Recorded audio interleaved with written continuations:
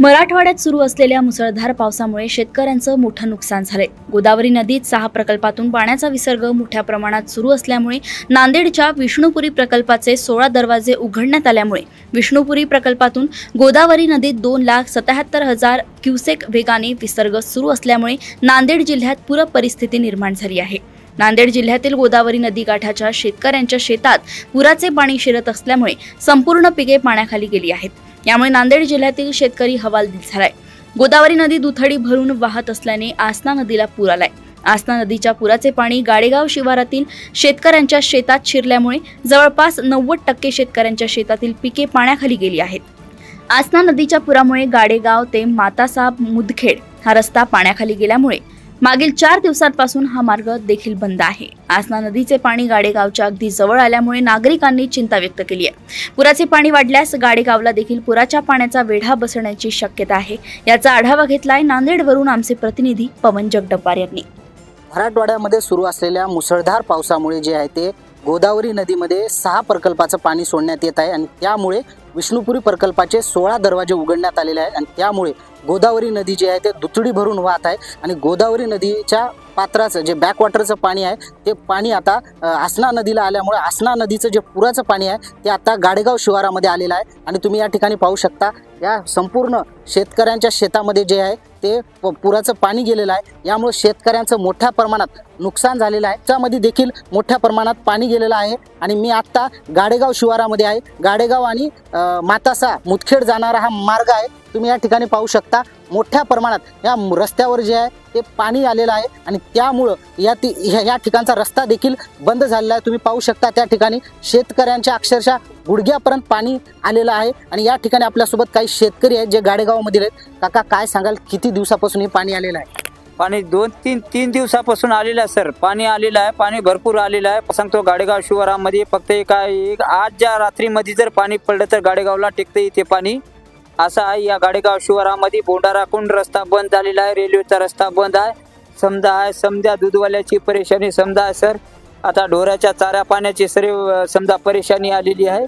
त्याच्यामध्ये आता शाळेचे मुलं लेकरं जाणारे शाळेमध्ये बी त्याची बी परेशानी आलेली आहे। शाळा बंद आहे। किती नुकसान झालेलं आहे तुमचं? नुकसान 90% नुकसान झालेलं आहे आमचं। 90% नुकसान झालेलं आहे। 90% नुकसानामधून तुम्हाला सांगतो अतिवृष्टा म्हणजे एवढी म्हणजे आमच्या जन्मामध्ये आम्हाला अतिवृष्टा अशी झाली नव्हती। मात्र एवढी अतिवृष्टा आम्हाला झालेली आहे आणि दुनियाची परेशानी आहे। आता तुम्हाला सांगतो आम्हाला रस्ता जे आहे या ब्रिजमुळे आम्हाला आमदार खासदार वगैरे येऊन या ठिकाणी पाणी केले। या आमदार खासदार कोणी बी आलेले नाहीत इथे, पाणी कोणाने बी केली नाही। खाली न्यूजवाले म्हणलं तर तुम्ही आलेले आहेत। या टाइमला तुम्हाला सांगतो हे संकट जे आहे ते संकट असं आलेलं आहे की नाही एवढं नियोजन म्हणजे एवढ्या गाडेगावामध्ये आज तुम्हाला सांगतो या आसनाच्या याला नदीच्या म्हणजे गाडेगावला धोका एवढा आहे की आधीच्या पायऱ्या आता एक तुम्हाला 1.5 कासरा खाली पाणी टेकायला राहिलेलं आहे।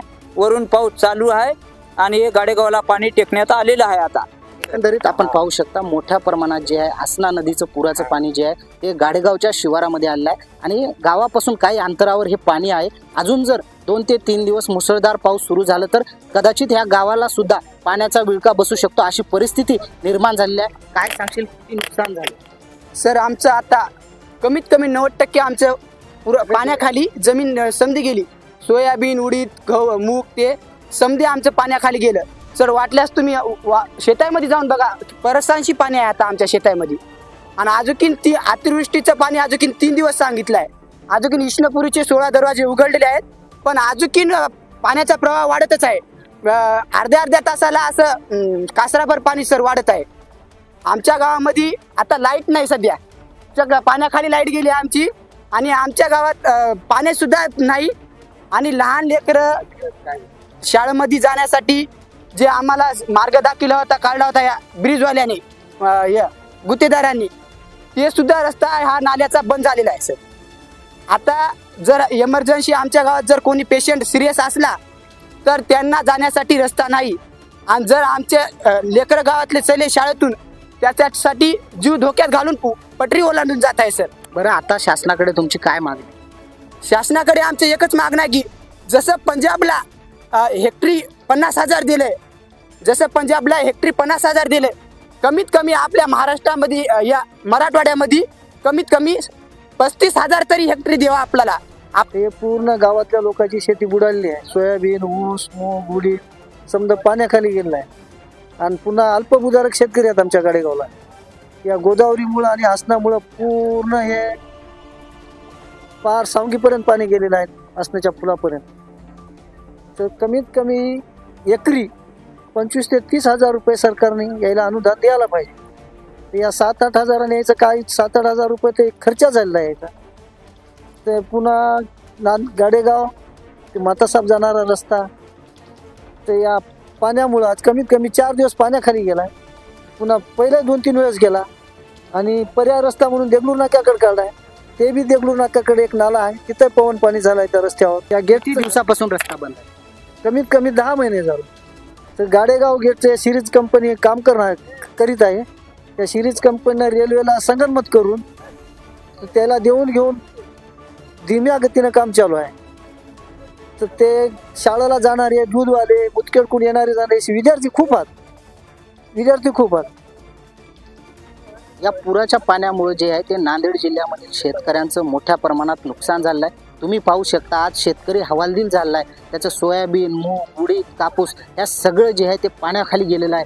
त्यांच्या पिकाची माती झालेली आहे. त्यामुळं आता ह्या शेतकऱ्यांचं मात्र मोठ्या प्रमाणात नुकसान झालं आहे. राज्याचे मुख्यमंत्री असतील त्यांनी या शेतकऱ्याकडे लक्ष देऊन या शेतकऱ्यांना हेक्टरी किमान कमीत कमी 35,000 रुपयाची तरी मदत करावी अशी अपेक्षा हे शेतकरी करत आहेत. आणि मागच्या 2 ते 3 दिवसापासून जे आहे ते गाडेगाव ते मातासाहेब मुदखेड जाणारा जो हा मार्ग आहे तो बंद असल्यामुळे या नागरिकांचा जो आहे दळणवळणाचा रस्ता पूर्णतः बंद पडलेला आहे. त्यामुळे या नागरिकांना अनेक अडचणीचा सामना करावा लागत आहे. एकंदरीत नांदेडला सुद्धा जाण्याचा जो मार्ग आहे तो देखील बंद असल्यामुळे येथील नागरिकांना अनेक समस्याला तोंड द्यावे लागत आहे. त्यामुळे येथील जो रस्ता ब्रिजचं काम चालू आहे ते तातडीनं पूर्ण करावं आणि या नागरिकांचा रस्ता मोकळा करावा अशी सुद्धा या नागरिकांची मागणी आहे. मात्र आतापर्यंत या लोकांचं मोठ्या प्रमाणात नुकसान झालेलं असताना सुद्धा गाडेगाव शिवारामध्ये कुठल्याही आमदाराने येऊन भेट दिली नाही, कुठल्याही खासदाराने येऊन भेट दिली नाही असं सुद्धा येथील शेतकऱ्यांचं म्हणणं आहे. आणि यामुळे जे आहे ते आज हा शेतकरी जे आहे गाडेगावचा हवालदिल झालेला आहे. आणि कुठंतरी शासनाने या शेतकऱ्यांची दखल घेऊन